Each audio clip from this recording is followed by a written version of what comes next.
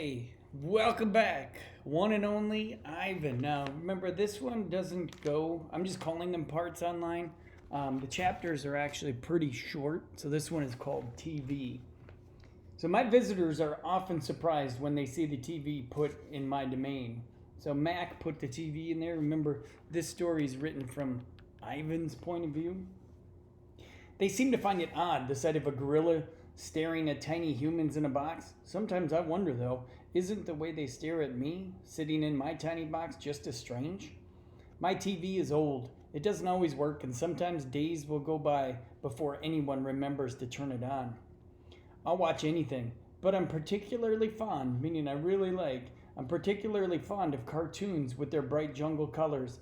I especially enjoy it when someone slips on a banana peel. Bob, my dog friend, loves TV almost as much as I do. He prefers to watch professional bowling and cat food commercials.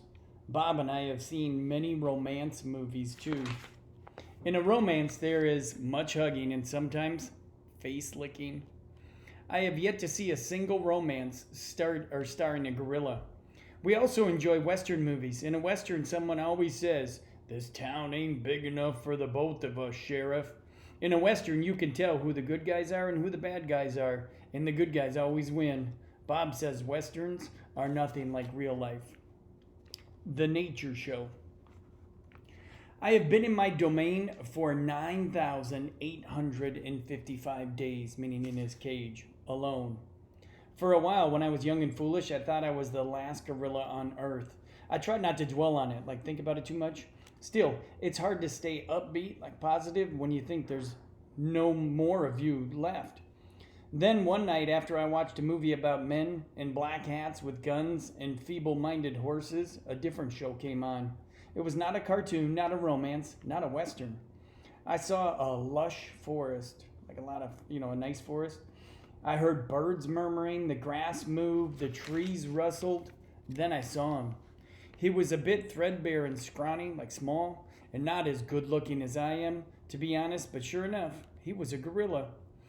As suddenly as he appeared, the gorilla vanished, and in his place was a scruffy white animal called, I learned, a polar bear, and then a chubby water creature called a manatee, and then another animal, and another. All night, I sat wondering about the gorilla that I'd glimpsed. I saw. Where'd he live? Who would ever come to, or would he ever come to visit? If there was a he somewhere, could there be a she as well? Or was it just the two of us and all the world trapped in our own separate boxes? Stella. Stella says she is sure I will see another real live gorilla someday, but I believe her because she is even older than I am, and her eyes are like black stars, and they know more than I ever will know. Stella is a mountain. Next to her, I am a rock, and Bob is a grain of sand. Every night when the stores close and the moon washes and the world is milky light, Stella and I talk. We don't have much in common, but we have enough. We are huge and alone, and we both love yogurt raisins. Sometimes Stella tells stories of her childhood. Leafy canopies, the leaves overhead, hidden by mists, and the busy songs of flowing water. Unlike me, she recalls every detail of her past. Stella loves the moon. With its untroubled smile, I love the feel of the sun on my belly.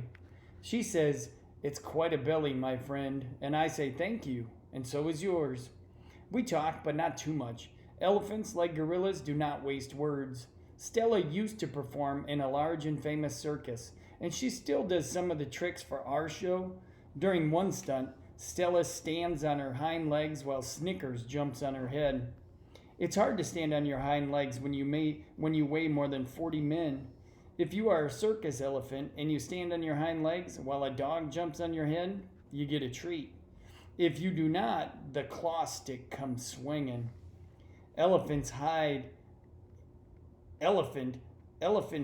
is thick, so like the skin of an elephant. Elephant hide is thick as bark on an ancient tree, but a claw stick can pierce it, meaning cut it like a leaf.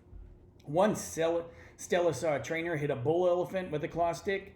A bull is like a silverback, noble, contained, calm like a cobra is calm. When a claw stick caught its bull flesh, He tossed the trainer into the air with his tusk. The man flew, Stella said, like an ugly bird. She never saw the bull again. Stella's trunk. Stella's trunk is a miracle. Remember, she's an elephant. She can pick up a single peanut with elegant precision, tickle a passing mouse, tap the shoulder of a dozing keeper. Her trunk is remarkable, but still it can't unlatch the door of her tumble-down domain. Circling Stella's legs are long ago scars from the chains she wore as a youth. So when she was younger, bracelets she calls them. When she worked at the famous circus, Stella had to balance on a pedestal, like a little chair, for most of her difficult trick. One day she fell off and injured her foot. When she went lame, meaning her leg didn't work right anymore, and lagged behind the other elephants, the circus sold her to Mac. Stella's foot never completely healed. She limps when she walks, and sometimes her foot gets infected when she stands in one place for too long.